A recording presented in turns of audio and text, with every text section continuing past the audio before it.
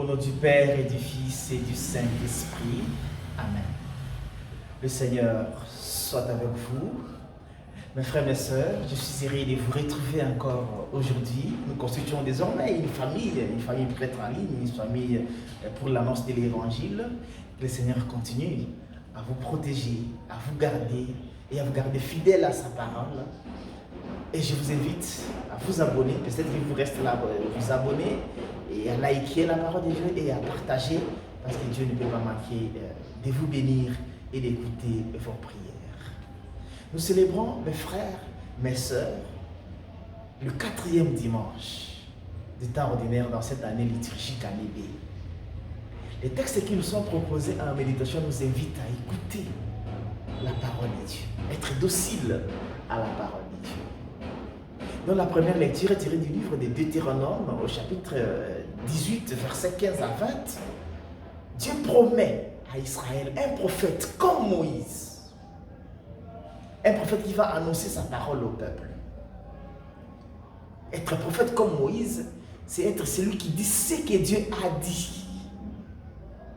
Et Dieu fait des avertissements sévères. Le prophète qui n'annoncera pas ce que lui, Dieu a dit, il mourra. Et les gens qui n'écouteront pas le prophète que Dieu a envoyé, il leur demandera compte. Il y a là 2 exigences. Les prophètes doivent être fidèles à ce que Dieu a dit.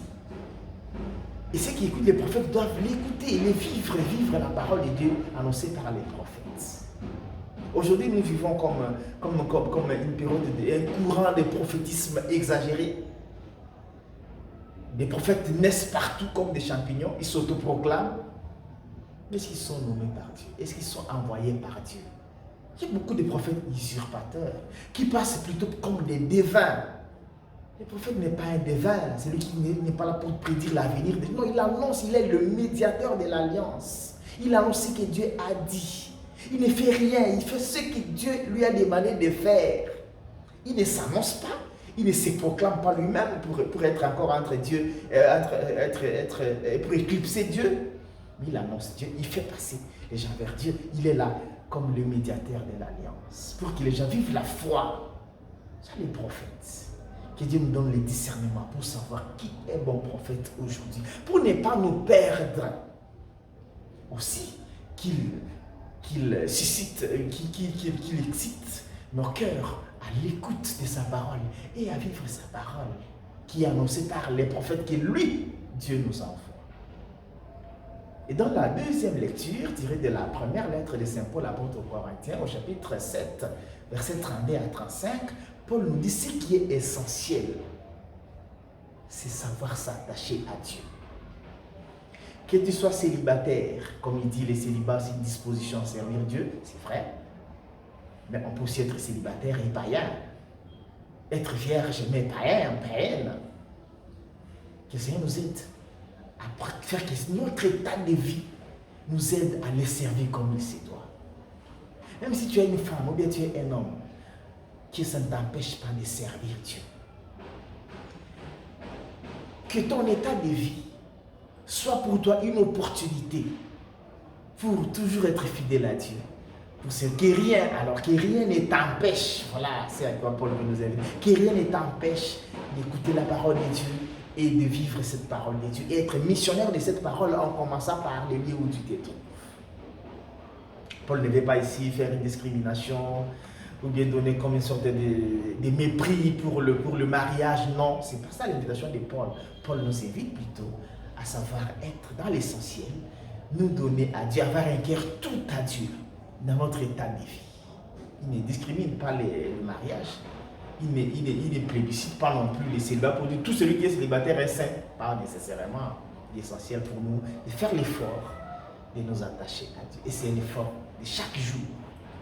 Et dans la lecture de l'évangile tirée de Marc au chapitre 1, verset 21 à 28, Jésus entre dans une synagogue le jour du sabbat. Il annonce la parole. Son enseignement frappe l'auditoire parce qu'il enseigne avec autorité. C'est-à-dire qu'il est convaincu de ce qu'il dit. Et ce qu'il dit va nécessairement se réaliser parce que lui-même le vit. Il vit ce qu'il dit. Et ça vient de Dieu, avec autorité. Pas comme les autres, qui enseignent sans être convaincus et vivre les contraires. Et quand comme il enseigne, comme tout bon enseignement doit aboutir par la libération de l'homme, le diable se sent menacé. Avant que le Seigneur lui adresse la parole, lui-même se sent menacé par la présence de Dieu. Donc la présence de Jésus est suffisante pour chasser le diable. Mais Jésus prend une attitude sévère. Silence, sors de cet homme. Il s'agit là du secret messianique. Il ne voulait pas que son identité soit dévoilée très tôt. Il voulait d'abord préparer ses disciples et le monde à accueillir son identité, et il va le dévoiler à la fin de cet évangile de Marc par la profession du centurion romain. Vraiment, cet homme était justifié. Mais aussi, Jésus ne se laisse pas flatter.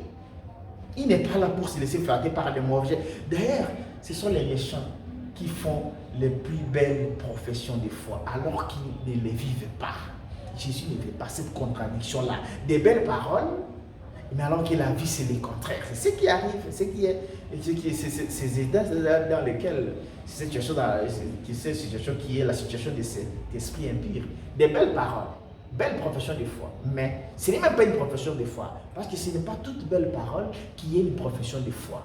Parce qu'on peut dire, mais le cœur est ailleurs. C'est ce que Jésus refuse, cette dichotomie entre les dire et les faire, entre la parole et la vie. Que le Seigneur nous aide à écouter sa parole et à la vivre réellement, mais aussi pour notre monde d'aujourd'hui qui nous aide à discerner pour savoir qui est le vrai prophète.